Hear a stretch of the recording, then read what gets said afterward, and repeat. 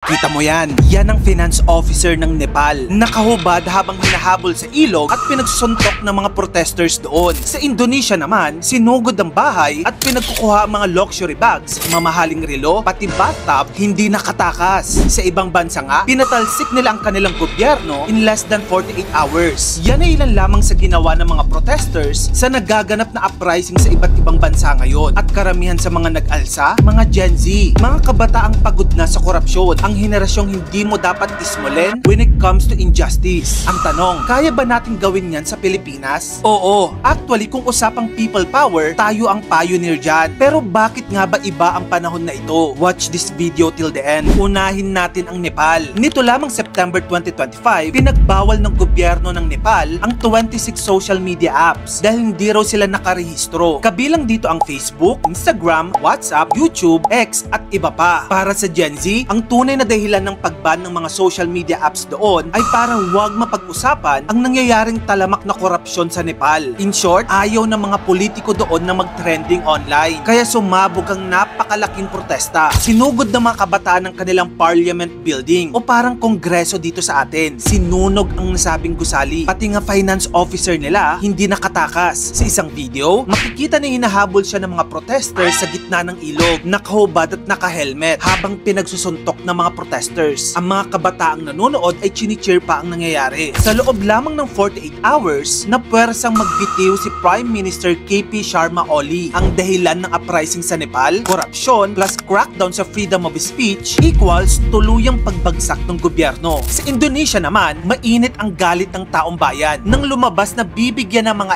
MPs o members of parliament nila doon ng bagong housing allowance na 50 million rupiah bawat buwan or 180,000 pesos per month. Yung mga MPs, yun yung parang kongresista natin dito. Habang ang mga tao doon ay hirap sa taas ng presyo ng pagkain at pamasahe, yung parliament nila namimigay ng luxury perks. Kaya sinugod ng mga tao ang mga bahay ng ilang congressmen nila. Pinagkukuha ang mga luxury bags, mamahaling relo at yung mga sports cars nila, binasag at kinuha.